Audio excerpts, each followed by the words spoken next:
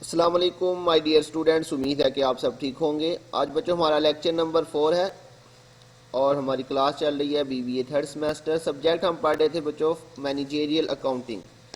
तो बच्चों last lecture के अंदर हमने जो है इस सब्जेक्ट से रिलेटेड हमने कुछ टॉपिक डिस्कस किए थे, जिनमें से एक टॉपिक बच्चों हमने डिस्कस किया था इकोनॉमिक ऑर्डर क्वांटिटी।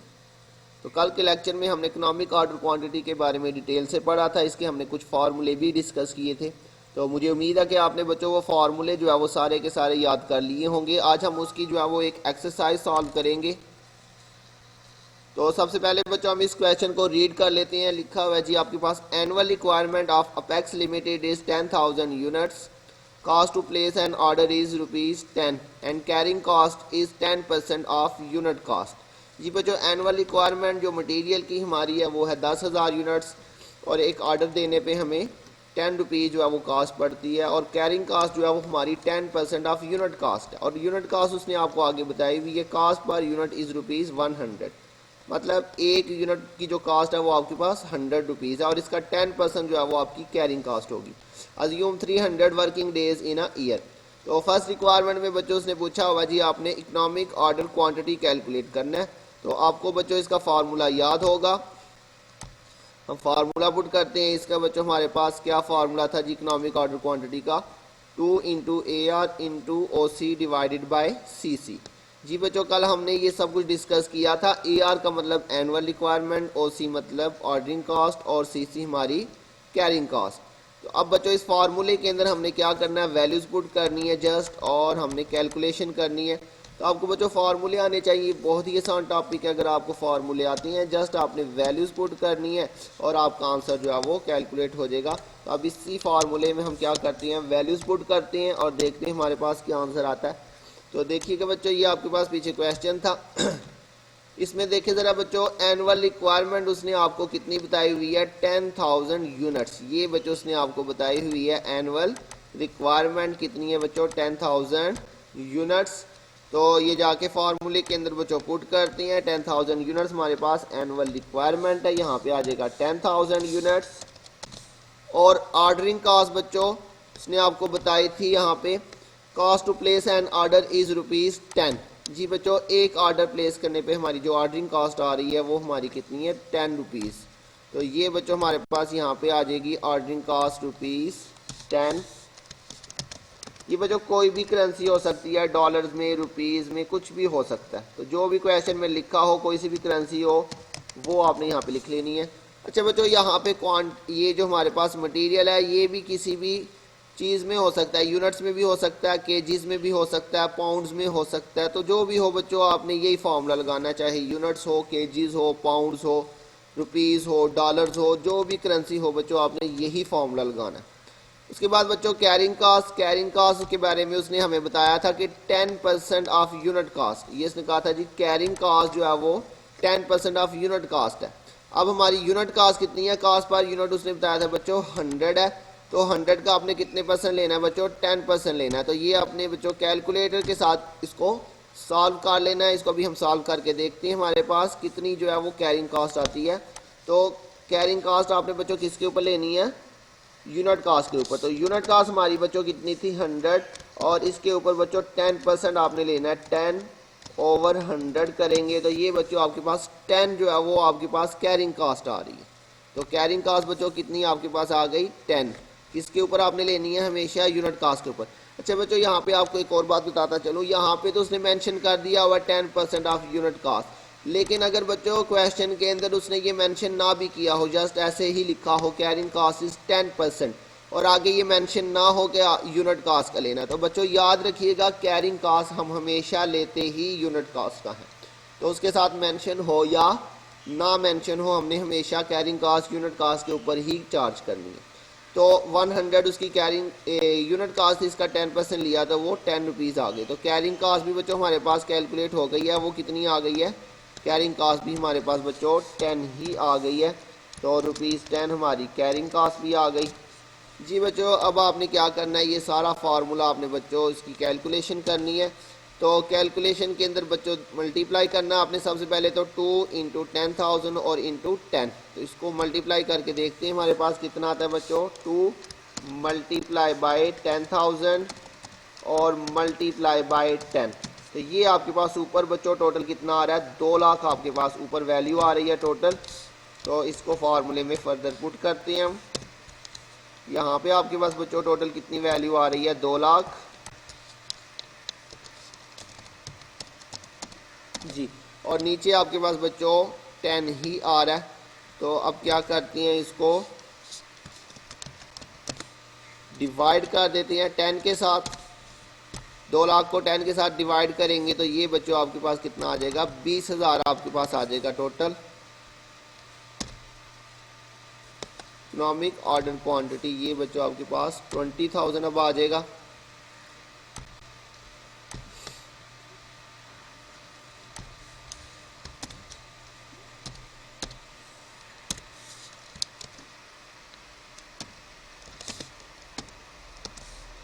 जी बच्चों ये अब आपके पास 20,000 आ जाएगा डिवाइड करके।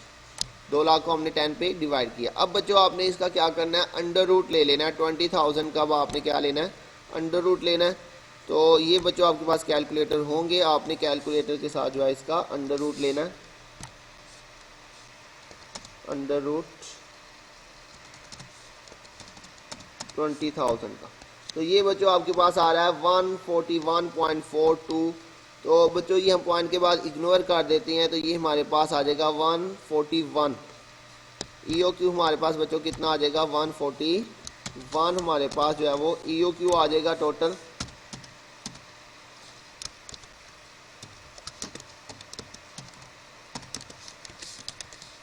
और इसके साथ बच्चों आपने यूनिट्स ज़रूर लिखनी है। क्वांटिटी जो भी उसने केजीज, यूनिट्स, पाउंड्स बताए होंगे वो आपने इसके साथ मेंशन कर देने। और बच्चों कोशिश कीजिएगा कि इस आंसर को आप जो है वो हाईलाइट कर दें ब्रैकेट के साथ, बॉक्स के अंदर इसको लिख दें बोल्ड करके या मार्कर के साथ इसको लिख दें, ताकि आपका आंसर जो है वो बिल्कुल वाज़िया तौर पे नज़र आ रहा हो। तो ये हमारे पास बच्चों फर्स्ट जो इसकी रिक्वायरमेंट थी वो कंप्लीट हो गई है। उसने आपसे पूछा था कि आपने EOQ कैलकुलेट करना है। तो EOQ का मतलब मैंने आपको बताया था कि एक ऑर्डर में हमने कितने यूनिट्स खरीदनी है। तो एनुअली बच्चों हमें 10,000 यूनिट्स की ज़रूरत है। तो हमें एक ऑर्डर के अंदर कितने यूनिट्स खरीदने चाहिए, हमें 141 जो है वो यूनिट्स एक ऑर्डर के अंदर खरीदने चाहिए। जब भी हमने ऑर्डर प्लेस करना है तो हमने 141 यूनिट्स का जो है वो ऑर्डर प्लेस करना है। तो ये हमारे पास EOQ कंप्लीट हो गया। इसके बाद बच्चों दूसरे नंबर पे उसने आपसे क्वेश्चन के अंदर पूछा था आपने क्या कैलकुलेट करना है, नंबर ऑफ ऑर्डर्स। तो नंबर ऑफ ऑर्डर्स का बच्चों फार्मूला आपको मैंने लिखवाया था, आपने याद कर लिया होगा। रिक्वायरमेंट नंबर 2 है हमारे पास, क्या कैलकुलेट करना है, नंबर ऑफ ऑर्डर्स। तो इसका फार्मूला बच्चों लगाते हैं नंबर ऑफ ऑर्डर्स का। हमारे पास क्या फार्मूला था, नंबर ऑफ ऑर्डर्स का बच्चों हमारे पास फार्मूला था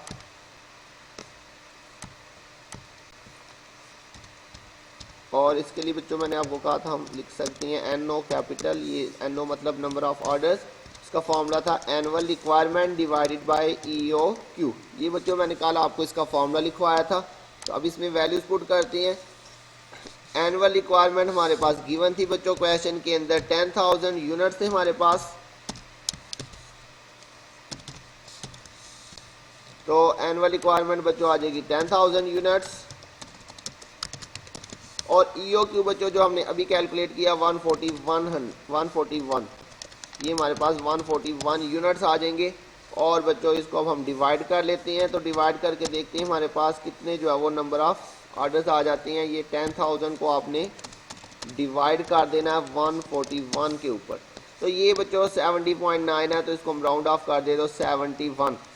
तो नंबर ऑफ ऑर्डर्स हमारे पास बच्चों कितने, 71 ऑर्डर पर ईयर। जी बच्चों हमारे पास इसका मतलब क्या हुआ कि हमने साल के अंदर टोटल हमें 10,000 यूनिट्स चाहिए। तो 10,000 यूनिट्स मंगवाने के लिए बच्चों हमें साल के अंदर हमने बात की कि हम एक ऑर्डर में कितने यूनिट्स प्लेस करेंगे, 141। तो इस तरह से हमें पूरे साल के अंदर जो है वो कितने नंबर ऑफ ऑर्डर्स प्लेस करने पड़ेंगे बच्चों, 71 ऑर्डर्स हमें देने पड़ेंगे। मतलब एक साल के अंदर हमें 71 टाइम्स जो है वो ऑर्डर प्लेस करना पड़ेगा। तो ये हमारी बच्चों सेकंड रिक्वायरमेंट थी। और थर्ड रिक्वायरमेंट थी हमारे पास frequency of order. Frequency of order का मतलब बच्चों मैंने आपको बताया था कि हमें कितने दिनों बाद जो है वो एक ऑर्डर देना पड़ेगा। आज हमने एक ऑर्डर प्लेस कर दिया तो नेक्स्ट ऑर्डर हमें कब प्लेस करना है, तो इसे हम कहते हैं फ्रीक्वेंसी ऑफ ऑर्डर। तो फ्रीक्वेंसी ऑफ ऑर्डर का बच्चों फार्मूला हमने लिखा था। तो क्या फार्मूला था बच्चों फ्रीक्वेंसी ऑफ ऑर्डर का? इसका फार्मूला था हमारे पास number of days in a year. यहाँ पे फार्मूला पुट करते हैं।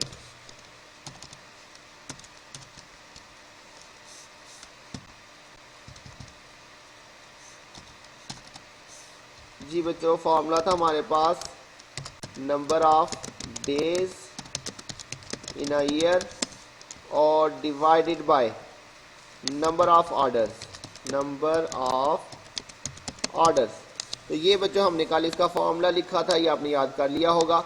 इस क्वेश्चन के अंदर बच्चों उसने हमें मेंशन किया था कि हमारे पास number of days in a year जो है वो अज्यूम करते हैं हम कि हमारे पास साल के अंदर जो है वो 300 वर्किंग डेज है। ये क्वेश्चन में मेंशन था हमें यहाँ पे assume 300 working days in a year. तो अब इसमें बच्चों वैल्यूज पुट कर लेते हैं। नंबर ऑफ डेज हमारे पास 300 है, 300 डेज। और नंबर ऑफ ऑर्डर्स बच्चों ये हमने लास्ट रिक्वायरमेंट में कैलकुलेट कर लिए थे। 71 ऑर्डर्स थे बच्चों हमारे पास टोटल। तो ये हमारे पास आ जाएगा 71 ऑर्डर्स। तो अब इसको बच्चों डिवाइड करते हैं और देखते हैं हमारे पास क्या आंसर आता है।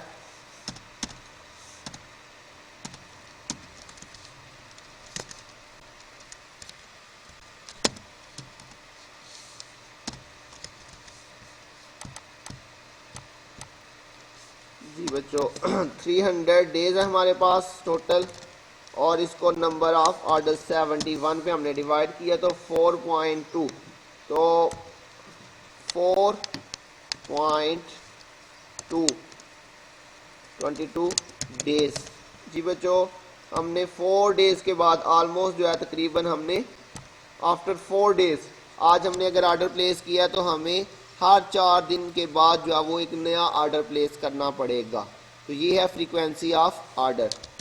क्लियर हो गया बच्चों? फ्रीक्वेंसी ऑफ ऑर्डर का क्या मतलब हुआ कि आज अगर हमने एक ऑर्डर प्लेस कर दिया तो नेक्स्ट ऑर्डर हमने कितने दिनों बाद जो है वो प्लेस करना है। तो बच्चों नेक्स्ट ऑर्डर हमने जब प्लेस करना है उसके लिए हमने बात की है कि 4.22 डेज, मतलब हर 4 दिन के बाद हमने जो है वो एक क्या करना है, एक नया ऑर्डर प्लेस कर देना। उसके बाद बच्चों नेक्स्ट हमारे पास जो रिक्वायरमेंट थी वो उसने आपसे पूछी थी टोटल इन्वेंट्री कॉस्ट। नंबर 4 पे उसने आपसे पूछा था टोटल इन्वेंट्री कॉस्ट। तो बच्चों टोटल इन्वेंट्री कॉस्ट का फार्मूला भी मैंने आपको कल लिखवाया था, नोट्स में से देखते हैं बच्चों हमारे पास टोटल इन्वेंट्री कॉस्ट। ये बच्चों आपके पास फार्मूला था टोटल इन्वेंट्री कॉस्ट का। तो इसको पुट करते हैं फार्मूले को यहाँ पे। जी बच्चों फार्मूला था आपके पास annual ordering cost plus annual carrying cost, और फर्दर हमने उसको बच्चों फार्मूले को जो है वो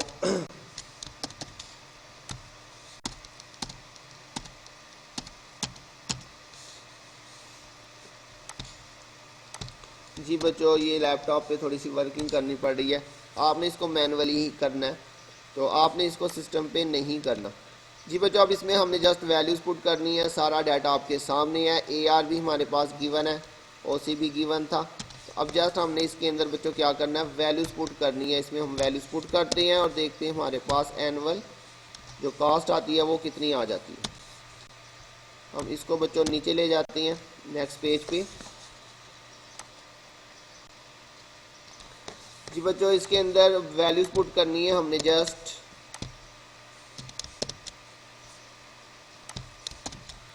AR बच्चों हमारे पास कितना था, 10,000 यूनिट थे हमारे पास। और जी बच्चों Q का मतलब यहाँ पे लार्ज साइज, मतलब एक ऑर्डर में हमने कितने यूनिट्स जो है वो ऑर्डर करने हैं। तो वो हमने बच्चों अभी ऊपर EOQ कैलकुलेट किया था। EOQ का मतलब भी मैंने आपको ये बताया था कि एक ऑर्डर में हमने कितने यूनिट्स प्लेस करने हैं। तो 141 यही हमारा यहाँ पे Q होगा। Q का मतलब लार्ज साइज, मतलब एक ऑर्डर में हमने कितने यूनिट्स प्लेस करने, एक ऑर्डर में हमने कितने यूनिट्स मंगवाने हैं, वो कितने थे 141। तो सिंपली जो आपका EOQ है वो ही आपका Q है। इसके बाद बच्चों OC हमारे पास ऑर्डरिंग कॉस्ट, ये तो गिवन थी क्वेश्चन में, ₹10 थी। और Q यहाँ पर भी 141 ही आ जाएगा आपके पास। 2 जो है वो फार्मूले का। कैरिंग कॉस्ट बच्चों हमने कैलकुलेट किया था, वो था 10% ऑफ यूनिट कॉस्ट।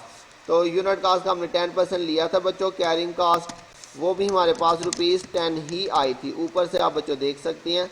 जी बच्चों, सेफ्टी स्टॉक के बारे में क्वेश्चन के अंदर हमें कुछ भी मेंशन नहीं है, तो इसलिए सेफ्टी स्टॉक की जगह पे हम 0 पुट कर देंगे, यहाँ पे मतलब कुछ भी नहीं आएगा।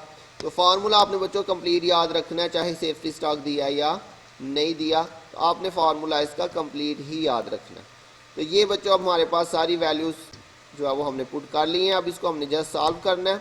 तो इसको बच्चों सॉल्व करती हैं। 10,000 को सबसे पहले तो 141 पे डिवाइड करके फिर 10 के साथ हमने मल्टीप्लाई करना है।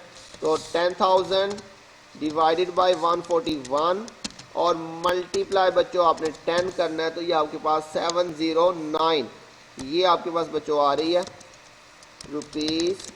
₹709।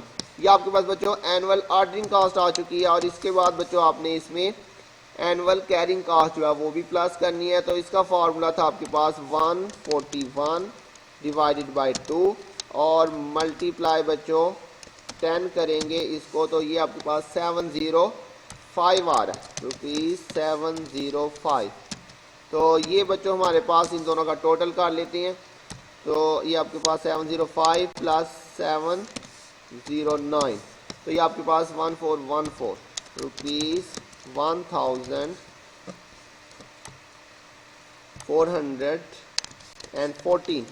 जी बच्चों, ये आपके पास टोटल इन्वेंट्री कास्ट, मतलब आपने इन्वेंट्री को जो है वो होल्ड करना है और उसको ऑर्डर करने की जो आपकी पूरे साल की जो कास्ट आ रही है वो आपके पास कितनी आ रही है 1414। तो ये आपकी टोटल इन्वेंट्री कास्ट आ रही है। तो ये बच्चों हमारा आज का क्वेश्चन था, बिल्कुल इजी क्वेश्चन था। मुझे उम्मीद है आपको समझ आ गई होगी बच्चों। तो आपने इसी क्वेश्चन को जो है वो दोबारा से जो है वो आपने खुद इसको रिवाइज करना है, इसको आपने सॉल्व करना है। जी बच्चों, आपने होमवर्क जो है, होमवर्क के लिए आपने बच्चों एक यूनिवर्सिटी रजिस्टर लेना है जो लैंडस्केप वाला रजिस्टर होता है। तो उसके ऊपर बच्चों आपने ये क्वेश्चन जो है वो साथ साथ जो है वो सॉल्व करते जाना है। तो जहाँ पे आपको कोई मसला हो, कोई इशू हो, समझ ना आए, तो बच्चों आप ग्रुप में मैसेज करके पूछ सकते हैं, मैं इंशाल्लाह उसको मज़ीद एक्सप्लेन कर दूँगा। अपना ध्यान रखिएगा बच्चों, बहुत जल्द मिलेंगे नेक्स्ट लेक्चर के साथ। तब तक के लिए अल्लाह हाफिज़।